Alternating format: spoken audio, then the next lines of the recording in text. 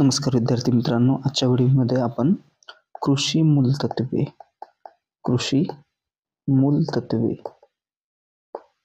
या विषयामधील काही महत्त्वपूर्ण प्रश्न या ठिकाणी पाहणार आहोत, जे की प्रश्न IBPS याचबरोबर TCS पॅटर्नवर आधारित असणार आहेत आणि हे सर्व प्रश्न ग्रामसेवक या पदासाठी अतिशय महत्त्वपूर्ण आहेत. तर बघा, प्रश्न पहिला आहे, भारी जमिनीतील मातीचा नमुना घेण्यासाठी कोणत्या उपकरणाचा वापर करतात? तर बघा, मातीचा नमुना घेण्यासाठी कोणत्या उपकरणाचा वापर करतात? तर आगर या उपकरणाचा या ठिकाणी वापर केला जातो. तर त्यामध्ये भारी जमिनीतील मातीचा नमुना घेण्यासाठी कोणत्या उपकरणाचा वापर करतात? तर ते उपकरण कोणते आहे? तर ते आहे पोस्ट होल आगर. ऑप्शन क्रमांक 3, पोस्ट होल आगर. तर या आगराचा उपयोग भारी जमिनीतील मातीचा नमुना घेण्यासाठी केला जातो. कोणत्या जमिनीतील? भारी जमिनीतील. याचबरोबर जे स्क्रू आगर आहे, स्क्रू आगर, तर याचा वापर कशासाठी केला जातो? तर जमिनीतील उभ्या पिकात 30 सेंटीमीटर खोलीपर्यंत मातीचा नमुना घेण्यासाठी स्क्रू आगर या उपकरणाचा वापर केला जातो. याचबरोबर जे ल्युथर आगर आहे, ल्युथर आगर, तर याचा वापर 25 सेंटीमीटर पर्यंत या आगरच्या सहाय्याने मातीचा नमुना घेण्यास आपल्याला मदत होते. 25 सेंटीमीटर खोलीपर्यंत. 25 सेंटीमीटर खोलीपर्यंत. याचबरोबर अमेरिकन सॉइल सॅपलर हे जे आगर आहे, अमेरिकन सॉइल सॅपलर, तर वालुकामय जमिनीतील मातीचा नमुना घेण्यासाठी या आगरचा चांगला उपयोग होतो. कोणत्या जमिनीतील? वालुकामय जमिनीतील. वालुकामय जमीन. तर या आगराच्या सहाय्याने 20 सेंटीमीटर पर्यंत खोलीचा या ठिकाणी आपल्याला मातीचा नमुना घेता येऊ शकतो. म्हणून या ठिकाणी बघा, भारी जमिनीतील मातीचा नमुना घेण्यासाठी कोणत्या उपकरणाचा वापर करतात? तर पोस्ट होल आगर. ऑप्शन क्रमांक 3 हे या प्रश्नाचे योग्य उत्तर असेल. पुढचा प्रश्न आहे, जमिनीच्या उभ्या छेदातील प्रत्येक आडव्या थरास खालीलपैकी काय म्हणतात? तर जमिनीच्या उभ्या छेदातील प्रत्येक आडव्या थरास काय म्हणतात? तर त्यास म्हटले जाते मृद संस्तर. ऑप्शन क्रमांक 2.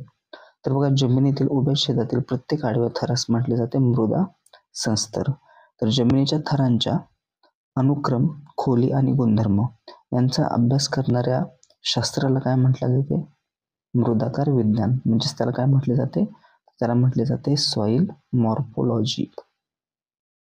सॉइल मॉर्फोलॉजी ही टर्म देखील तुम्ही लक्षात ठेवा, की ज्या शास्त्रामध्ये जमिनीच्या थरांचा अनुक्रम, खोली आणि गुणधर्म यांचा अभ्यास केला जातो त्याला म्हटले जाते मृदाकार विज्ञान. काय म्हटले जाते? मृदाकार विज्ञान. याचबरोबर जमिनीच्या वरील पृष्ठभागापासून खालच्या जनखडकापर्यंत निरनिराळ्या थरांच्या भागास जमिनीचा उभा छेद असे म्हणतात. जमिनीचा उभा छेद म्हणजे काय? तर सॉइल प्रोफाईल असे देखील त्याला या ठिकाणी म्हटले जाते. म्हणून या ठिकाणी या प्रश्नाचे योग्य उत्तर ते म्हणजे ऑप्शन क्रमांक 2, मृद संस्तर. नेक्स्ट क्वेश्चन, जमिनीत असणाऱ्या कार्बनचे प्रमाण हे जमिनीत असणाऱ्या टिंबटिंबच्या प्रमाणावर अवलंबून असते. तर बघा, जमिनीत असणाऱ्या कार्बनचे प्रमाण हे जमिनीत असणाऱ्या सेंद्रिय पदार्थाच्या प्रमाणावर अवलंबून असते. तर बघा, चांगल्या पिकाऊ जमिनीमध्ये कार्बन आणि नत्र यांचे गुणोत्तर साधारणपणे किती असते? 10:1 असते. जमिनीत असणारे कार्बनचे प्रमाण हे जमिनीत असणाऱ्या सेंद्रिय पदार्थांच्या प्रमाणावर अवलंबून असते. तर बघा, आपल्या महाराष्ट्रामधील जमिनीमध्ये सेंद्रिय कार्बनचे प्रमाण किती आहे? 0.25 ते 1.30 पर्यंत, आणि त्याची सरासरी जर पाहिली तर ती किती आहे? तर 0.37.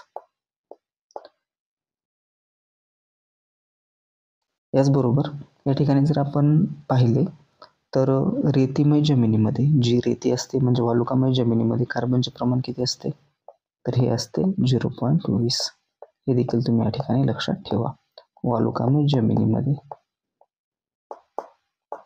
कार्बनचे प्रमाण किती असते? 0.20. पुढचा प्रश्न आहे, सर्वसाधारणपणे जमिनीमध्ये उपलब्ध नत्राचे प्रमाण टिंबटिंब हेक्टरीपर्यंत असते. हेक्टरीपर्यंत तर किती असते? 100 ते 750 किलो. 100 ते 750 किलो. तर बघा, उष्ण आणि समशीतोष्ण हवामानामध्ये जमिनीमध्ये उपलब्ध नत्राचे प्रमाण कसे असते? कमी असते, कारण उष्णतेमुळे सेंद्रिय पदार्थांचे लवकर या ठिकाणी विघटन होते. सर्वसाधारणपणे जमिनीमध्ये उपलब्ध नत्राचे प्रमाण हे हेक्टरी किती असते? तर 100 ते 750 किलो. तर आपल्याकडील जमिनीतील उपलब्ध नत्राचे सरासरी प्रमाण जर पाहिले तर ते दर हेक्टरी किती आहे महाराष्ट्रामध्ये? तर ते आहे 180 किलो. 180 किलो. पुढचा प्रश्न आहे, दक्षिण भारतात रेताड जमिनीमध्ये शेतकरी पाणी देण्यासाठी कोणती पद्धत वापरतात? तर दक्षिण भारतामध्ये वापरली जाते ती म्हणजे कोणती? मटका पद्धत. ऑप्शन क्रमांक 1. तर रेताड जमिनीत दक्षिण भारतात शेतकरी पाण्याने भरलेली मातीची जी मडकी असतात तर ही झाडांच्या मुळांच्या क्षेत्रामध्ये ठेवून त्यातून जे पाणी झिरपते त्या झिरपण्याने जो ओलावा तयार होतो तर या ओलाव्याने झाडांना पाणी पुरवठा करतात. तर ज्या ठिकाणी जमीन ही उंच सखल असते तर त्या ठिकाणच्या क्षेत्रामध्ये म्हणजे जमिनीमध्ये झाडांना पाणी पुरवठा करण्याची ही जी मटका पद्धत आहे तर ही अत्यंत साधी आणि स्वस्त पाणी देण्याची पद्धत आहे. यानंतर बघा, पुढचा प्रश्न आहे प्रश्न क्रमांक 6. एडॅफॉलॉजी म्हणजे खालीलपैकी काय? तर ही जी टर्म आहे एडॅफॉलॉजी तर ही कशाशी संबंधित आहे? तर यामध्ये मृदेच्या जैविक, भौतिक आणि रासायनिक गुणधर्मांचा अभ्यास केला जातो. त्या शास्त्राला काय म्हटले जाते? एडॅफॉलॉजी. याचबरोबर अजून एक टर्म आहे ती म्हणजे कोणती? पेडॉलॉजी. पेडॉलॉजी म्हणजे काय? तर जमिनीच्या किंवा मृदेच्या शास्त्रीय दृष्ट्या अभ्यास करणाऱ्या शास्त्राला काय म्हटले जाते? पेडॉलॉजी म्हटले जाते. याचबरोबर मृदा म्हणजे काय? तर मृदेची व्याख्या काय येईल? तर बघा, खडकांच्या अपक्षयातून निर्माण झालेल्या आणि जैविक घटकांनी युक्त असा भूकवचाचा अगदी वरचा जो थर असतो, वरचा थर, त्याला काय म्हटले जाते? त्याला म्हटले जाते मृदा. याचबरोबर जमिनीचा पोत, रेती, पोयटा आणि चिकणमाती यांच्या कणांचे प्रमाण म्हणजेच काय? जमिनीचा पोत. जमिनीचा पोत म्हणजे रेती, पोयटा व चिकणमातीच्या कणांचे प्रमाण म्हणजे काय? जमिनीचा पोत. पुढचा प्रश्न आहे, खालीलपैकी सेंद्रिय मूलद्रव्यांचा गट ओळखा. तर बघा, जमिनीमध्ये असणारी मूलद्रव्ये जर आपण पाहिली तर त्यामध्ये पहिला गट येतो तो म्हणजे कोणता? ऑर्गॅनिक. म्हणजे काय? सेंद्रिय. आणि दुसरा म्हणजे इनऑर्गॅनिक म्हणजे काय? असेंद्रिय. ऑर्गॅनिक म्हणजे काय? जे सजीवांपासून तयार होतात त्यांना म्हटले जाते सेंद्रिय मूलद्रव्य. म्हणजेच काय? ॲल्युमिनियम, लोह आणि ऑक्सिजन. आणि जे जमिनीमध्ये अगोदरच उपलब्ध असतात म्हणजे ते भौतिक गोष्टींपासून मिळतात. कोणत्या गोष्टींपासून? भौतिक गोष्टींपासून. तर त्यांना म्हटले जाते काय? असेंद्रिय मूलद्रव्य. म्हणजेच काय? तर गंधक, याचबरोबर फॉस्फरस, कॅल्शियम, त्यानंतर नायट्रोजन आणि पोटॅशियम इत्यादी. हे देखील तुम्ही या ठिकाणी लक्षात ठेवा. म्हणजे सेंद्रिय मूलद्रव्य ही सजीवांपासून मिळतात आणि असेंद्रिय मूलद्रव्य ही भौतिक गोष्टींपासून मिळतात. म्हणून बघा, सेंद्रिय मूलद्रव्यांचा गट कोणता आहे? ॲल्युमिनियम, लोह आणि ऑक्सिजन. पुढचा प्रश्न आहे, जमिनीचा सामू म्हणजेच पीएच 7 पेक्षा कमी असल्यास ती जमीन टिंबटिंब असते. तर बघा, जमिनीचा पीएच म्हणजे काय? तर पीएच म्हणजे पॉवर ऑफ हायड्रोजन आयन. तर हा जो पीएचचा जो निर्देशांक असतो तर हा कितीपर्यंत असतो? तर 0 ते 14 पर्यंत. तर बघा, ज्या जमिनीचा सामू हा 7 पेक्षा जास्त असतो तर ही जमीन कशी असते? तर ही जमीन असते विम्ल प्रकारची. ज्या जमिनीचा पीएच हा 7 पेक्षा कमी असतो ती जमीन कशी असते? तर ती असते आम्लधर्मीय जमीन.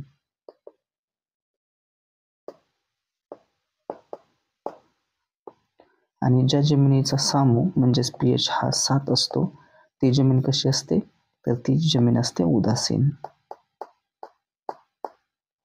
हे देखील तुम्ही या ठिकाणी लक्षात ठेवा. याचबरोबर बघा, जमिनीचा सामू हा 7 पेक्षा कमी असल्यास ती जमीन कशी असते, तर ती जमीन असते आम्लधर्मीय. ऑप्शन क्रमांक 2. याचबरोबर बघा, पिकांच्या चांगल्या वाढीसाठी जमिनीचा जो सामू असतो तर हा किती असावा लागतो, तर 6.5 ते 7.5च्या दरम्यान. याचबरोबर फळबाग लागवडीसाठी जमिनीचा सामू हा किती असावा लागतो, फळबाग लागवडीसाठी तर जमिनीचा सामू किती असावा लागतो, तर 6 ते 8 दरम्यान असावा लागतो. तर pH ही जी टर्म आहे, सामू ही जी टर्म आहे, तर ही सगळ्यात अगोदर कोणत्या शास्त्रज्ञाने दिली होती, तर एक शास्त्रज्ञ होते, डॅनिश शास्त्रज्ञ होते. त्यांचे नाव काय होते, सोरेनसन. नाव तुम्ही लक्षात ठेवा, सोरेनसन. या शास्त्रज्ञाने pH ही टर्म सगळ्यात अगोदर दिली होती. पुढचा प्रश्न आहे, मृदेला पिवळा रंग हा खालीलपैकी कोणत्या खनिजामुळे मिळतो. मृदेला पिवळा रंग हा खालीलपैकी कोणत्या खनिजामुळे मिळतो. तर बघा, मृदेचे जर आपण रंग जर पाहिले तर लाल रंग जो आहे तो हेमॅटाइट या खनिजामुळे मिळतो. मृदेला लाल रंग, हेमॅटाइट. त्यानंतर बघा, लिमोनाइट. तर लिमोनाइटमुळे कोणता रंग मिळतो, तर पिवळा रंग मिळतो. कोणता रंग, पिवळा. टिटॅनिफेरस मॅग्नेटाइट या खनिजामुळे म्हणजे द्रव्यामुळे जमिनीला कोणता रंग मिळतो, तर काळा रंग.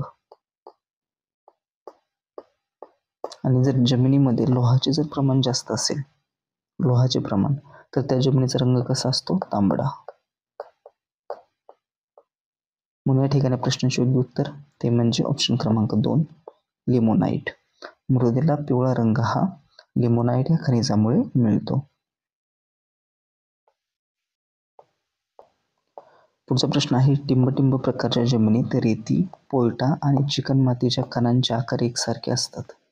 तर ती जमीन कोणती, तर ती आहे लोम जमीन. ऑप्शन क्रमांक 2, लोम. लोम प्रकारच्या जमिनीमध्ये रेती, पोयटा आणि चिकणमातीच्या कणांचे आकार एकसारखे असतात. याचबरोबर बघा, जी भारी जमीन आहे तर या जमिनीमध्ये बारीक कणांचे प्रमाण जास्त असते. यामध्ये बारीक कण जास्त असतात आणि यामध्ये चिकन कणामध्ये चिकटपणा अधिक असल्यामुळे ही जी जमीन आहे तर ही मशागतीस अवघड जाते, म्हणून या जमिनीस काय म्हटले जाते, भारी जमीन. याचबरोबर जी वालुकामय जमीन आहे तर यामध्ये वाळूंच्या कणांचे प्रमाण हे 70% पेक्षा जास्त असते. याचबरोबर या जमिनी कमी सुपीक असतात. या जमिनी कमी सुपीक असतात आणि यांची जलधारण क्षमता देखील कमी असते. त्यालाच काय म्हटले जाते, तर water holding capacity. Water holding capacity. याचबरोबर जी पोयटा माती आहे तर यामध्ये पोयट्याचे प्रमाण किती असते, 50%. रेतीचे प्रमाण किती असते, 35%. आणि चिकन मातीचे प्रमाण किती असते, तर 20%. म्हणून या ठिकाणी प्रश्नाचे योग्य उत्तर ते म्हणजे ऑप्शन क्रमांक 2, लोम प्रकारची मृदा, ज्यामध्ये रेती, पोयटा आणि चिकन मातीच्या कणांचे प्रमाण हे एकसारखे असते. पुढचा प्रश्न आहे प्रश्न क्रमांक 11, काळ्या रेगरू मृदेबद्दल अयोग्य विधान ओळखा. पहिले विधान, काळ्या मृदेचे क्षेत्र देशाच्या 16.6% आहे. या मृदेला टिटॅनिफेरस मॅग्नेटाइटमुळे काळा रंग येतो. आणि तिसरे विधान आहे, या मृदेमध्ये चुन्याचे प्रमाण अजिबात नसते. तर या ठिकाणी दोन्ही विधाने बरोबर आहेत, पण हे विधान चुकीचे आहे. म्हणून या ठिकाणी प्रश्नाचे योग्य उत्तर ते म्हणजे क, या मृदेमध्ये चुन्याचे प्रमाण अजिबात नसते. तर बघा, जी काळी मृदा आहे तर याला कापसाची रेगूर मृदा असे देखील म्हटले जाते आणि देशाच्या एकूण 16.6% क्षेत्रामध्ये ही जमीन पसरलेली आहे, काळी मृदा. तर जर आपण किलोमीटरमध्ये जर पाहिले तर देशाच्या एकूण 5.46 लाख चौरस किलोमीटर एवढ्या क्षेत्रामध्ये आपल्याला ही काळी रेगूर मृदा आढळते. तर याची जी निर्मिती होते काळ्या रेगूर मृदेची, तर दख्खनच्या पठारावरील ज्वालामुखीच्या लाव्हारसापासून, याचबरोबर बेसॉल्ट आणि ग्रेनाइट या खडकांचा अपक्षय होऊन या काळ्या रेगूर मृदेची निर्मिती झालेली आहे. यामध्ये जर प्रमुख पिके जर पाहिली तर ती कोणती घेतली जाते, तर ही जी कापसाची काळी मृदा आहे म्हणजेच रेगूर मृदा, तर ही कापसाच्या पिकांसाठी अतिशय उत्कृष्ट असते. याचबरोबर यामध्ये तूर, ऊस, संत्री, द्राक्ष आणि मोसंबी इत्यादी फळपिके देखील घेतली जातात. तर बघा, या मृदेमध्ये चुन्याचे प्रमाण हे अधिक असते. चुन्याचे प्रमाण हे अधिक असते आणि याचबरोबर या मृदेमध्ये पुरेशा प्रमाणात काय असते? Magnesium carbonate. हे देखील तुम्ही लक्षात ठेवू शकता. यानंतर बघा प्रश्न क्रमांक 12. महाराष्ट्रातील नागपूर, भंडारा, गोंदिया आणि चंद्रपूर या जिल्ह्यात मृदेचा कोणता प्रकार आढळतो? तर बघा, महाराष्ट्रातील नागपूर, भंडारा, गोंदिया आणि चंद्रपूर या जिल्ह्यात आढळणारी मृदा ती म्हणजे कोणती? तर ती आहे तांबडी मृदा. ऑप्शन क्रमांक 3 तांबडी मृदा. तर तांबडी मृदेचा जर आपण विचार केला तर देशामध्ये 10.6% एवढ्या क्षेत्रामध्ये ही तांबडी मृदा आढळते. तर बघा, आयर्न पॅरॉक्साईड नाव तुम्ही लक्षात ठेवा, आयर्न पॅरॉक्साईड. तर बघा, आयर्न पॅरॉक्साईडमुळे या जमिनीला म्हणजे या मृदेला तांबडा रंग प्राप्त होतो. तर मातीत असणाऱ्या लोहाच्या जास्त प्रमाणामुळे ही मृदा तांबडी असते. याचबरोबर देशामध्ये छोटा नागपूरचे पठार, याचबरोबर आंध्र प्रदेश, त्यानंतर तेलंगणा, याचबरोबर मध्य प्रदेश, UP म्हणजे उत्तर प्रदेश, तर या ठिकाणी तांबडी मृदा आपल्याला पाहायला मिळते. तर प्रमुख पिके जर पाहिली तर भाजीपाला, तंबाखू, भुईमूग, ऊस, तांदूळ आणि रताळी इत्यादी महत्त्वाची पिके या ठिकाणी घेतली जातात. तर इतर नावे जर आपण पाहिली या मृदेची, तांबड्या मृदेची, तर तेलंगणामध्ये या मृदेला कोणत्या नावाने ओळखले जाते? तर चलका. हे नाव तुम्ही लक्षात ठेवा, चलका या नावाने या तांबड्या मृदेला ओळखले जाते. पुढचा प्रश्न आहे, कोणत्या प्रकारच्या मृदेने देशातील सर्वात जास्त प्रदेश व्यापलेला आहे? तर ती आहे गाळाची मृदा. ऑप्शन क्रमांक 1. तर बघा, गाळाच्या मृदेने देशाचे एकूण किती टक्के क्षेत्र व्यापले आहे? तर 45.6% एवढे क्षेत्र. तर बघा, खडका अंतर्गत भागात नद्यांनी वाहून आणलेला गाळ आणि समुद्र किनाऱ्यावर सागरी लाटेमुळे या गाळांच्या मृदेची निर्मिती या ठिकाणी झालेली आहे. तर गाळाची मृदा प्रामुख्याने कुठे आढळते? तर उत्तर भारतामध्ये. उत्तर भारतामधील कोणत्या राज्यामध्ये? पंजाब, बिहार, आसाम, उत्तर प्रदेश, हरियाणा इत्यादी राज्यांमध्ये ही गाळाची मृदा आपल्याला आढळून येते. तर यामध्ये तांदूळ आणि चहा आसाम राज्यामध्ये घेतले जाते. ऊस, फळे, ज्वारी, बाजरी, मका इत्यादी पिकांचे उत्पादन देखील गाळाच्या या सुपीक मृदेमध्ये घेतले जाते. तर गाळाच्या मृदेचे अजून काही 2 उपप्रकार आहेत. ते म्हणजे कोणते? तर बांगर आणि दुसरा प्रकार आहे तो म्हणजे कोणता? खादर. तर हा जो भांगर प्रकार आहे, तर या प्रकारामध्ये जुन्या गाळाची मृदा असते. जुन्या गाळाची मृदा, जुना गाळ. आणि खादर या उपप्रकारामध्ये नवीन गाळाची अल्कलीयुक्त मृदा असते. नवीन गाळाची अल्कलीयुक्त मृदा. म्हणून या ठिकाणी प्रश्नाचे योग्य उत्तर ते म्हणजे ऑप्शन क्रमांक 1 गाळाची मृदा. पुढचा प्रश्न आहे, पुढील विधाने तपासा. अविधान, ज्या शेतकऱ्याकडे 1 हेक्टरपेक्षा कमी जमीन असते त्यांना सीमांत शेतकरी असे म्हणतात. आणि ब विधान, भारतात दर 10 वर्षांनी कृषी गणना होते. तर यामध्ये पहिले विधान बरोबर आहे आणि दुसरे विधान चुकीचे आहे, कारण भारतात दर 5 वर्षांनी कृषी गणना केली जाते. म्हणून या ठिकाणी प्रश्नाचे योग्य उत्तर ते म्हणजे ऑप्शन क्रमांक 1 फक्त अयोग्य. तर बघा, ज्या शेतकऱ्याकडे 1 हेक्टरपेक्षा कमी जमीन असते तर त्यांना काय म्हटले जाते? सीमांत शेतकरी किंवा अल्पभूधारक असे म्हटले जाते. याचबरोबर 1 ते 2 हेक्टर क्षेत्र असणाऱ्या शेतकऱ्यांस काय म्हटले जाते? लघु शेतकरी. 2 हेक्टर ते 4 हेक्टर पर्यंत शेत असणाऱ्या शेतकऱ्यांना काय म्हटले जाते? मध्यम लघु शेतकरी. 4 हेक्टर ते 10 हेक्टर पर्यंत क्षेत्र असणाऱ्या शेतकऱ्यांना काय म्हटले जाते? मध्यम शेतकरी. आणि 10 हेक्टरपेक्षा जास्त जमीन असणाऱ्या शेतकऱ्यास काय म्हटले जाते? मोठे शेतकरी.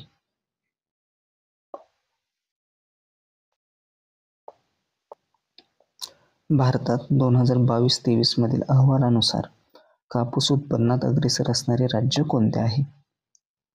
तर बघा, 2020-21 मध्ये देशामध्ये महाराष्ट्र राज्याचा कितवा क्रमांक होता कापूस उत्पन्नाच्या बाबतीत? तर 2रा क्रमांक. 21-22 मध्ये किती होता? पहिला क्रमांक. आणि 22-23 मध्ये देखील पहिला क्रमांक. म्हणून या ठिकाणी या प्रश्नाचे योग्य उत्तर ते म्हणजे काय? महाराष्ट्र. प्रथम क्रमांक कापसाच्या उत्पन्नात. तर बघा, एक कापसाची जी गाठी असते, एक कापसाची गाठीमध्ये किती किलो कापूस असतो? तर 170 किलो. हे देखील तुम्ही लक्षात ठेवा. याचबरोबर सेंट्रल कॉटन रिसर्च इन्स्टिट्यूट म्हणजेच काय? मध्यवर्ती कापूस संशोधन संस्था कोणत्या ठिकाणी आहे? महाराष्ट्रामधील नागपूर या ठिकाणी.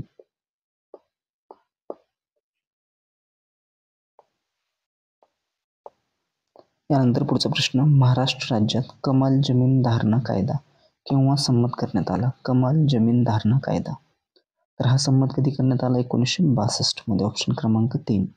तर बघा, जमिनीचे जे प्रकार आहेत, शेतीचे प्रकार, ते म्हणजे कोणते? एकतर बागायती शेती आणि दुसरी म्हणजे कोणती? कोरडवाहू किंवा जिरायती शेती. तर महाराष्ट्र राज्यामध्ये कमाल जमीन धारण कायद्यानुसार बागायती 27 एकर आणि जिरायती किती? 54 एकर एवढी जमीन धारण क्षमता महाराष्ट्रामध्ये ठरवण्यात आलेली आहे. जमीन धारण कायद्यानुसार कमाल जमीन धारणा बागायतीसाठी 27 आणि जिरायतीसाठी 54 एकर. याचबरोबर तुमच्यासाठी या ठिकाणी एक प्रश्न आहे. या प्रश्नाचे उत्तर तुम्हाला कमेंट बॉक्समध्ये द्यायचे आहे. पुढचा प्रश्न आहे तुमच्यासाठी. तर बघा, प्रश्न क्रमांक 17. खालीलपैकी कोणत्या जमिनीत जलधारण क्षमता सर्वाधिक असते? तर कोणत्या जमिनीमध्ये असते? Water holding capacity